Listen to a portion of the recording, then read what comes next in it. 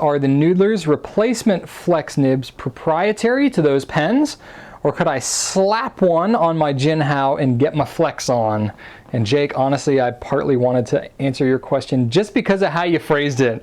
Slap it on the Jinhao and get your flex on. So, all right, I've kind of answered this in a different way on some previous Q&As. Couldn't remember which one or where it was or anything like that. So I figured I'd go ahead and answer it again, especially Jake, because I know you've been asking a lot of questions. I haven't been necessarily taking them a lot lately, so I'm throwing you a bone here.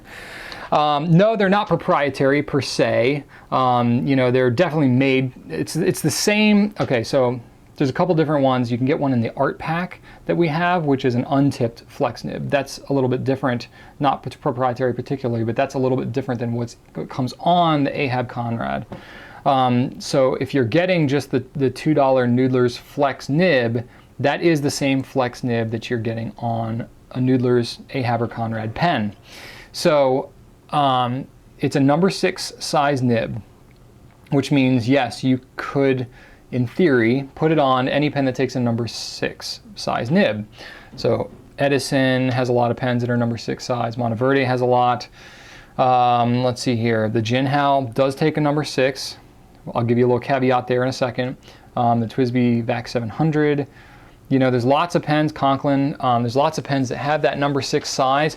However, I find that the Noodler's flex nib is just a little bit thicker in material than some of these other nibs, which really only makes the biggest difference from customers I've been talking to and from our own experimentation here with the Jinhao. So Jinhao X750, 450, 159, they all use a number 6 size nib, which is in theory the same as the Noodler's flex nib. However, it's something about either the thickness or the curvature, I don't know what, it's a really tight fit to get in there. It's really tough. And some people do it successfully, other people not. So while, yes, in theory, it is something that could be done, it's not like 100% guarantee. It is definitely a hack to take one nib and put it onto another brand's pen because they're not necessarily made to be compatible. They're somewhat universally sized, but the Noodler's pens are much more forgiving in terms of the nibs that they can take because it's all friction fit in there. It's got an ebonite feed that you can heat set and stuff like that. Going to a pen like a Jinhao, everything is like injection molded, just cast in place, and you can't really adjust anything. It's either in or it's not. So you can kind of jam it in, force it in a little bit. And then for most people that use it, it's not like, you know, the flow is going to be a little more broken up than a Noodler's pen because the feed is not necessarily made to keep up with the flow of that flex nib.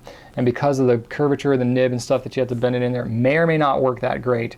So it's not a huge investment. I mean, a Jinhao is 10 bucks maybe, and then 2 bucks for a Noodler's nib. So it's really, it's kind of, in my opinion, it's worth just trying. If you're curious, it's worth just trying it, just so you can mess around. It's not a huge investment, but just kind of know that it's not necessarily a slam dunk.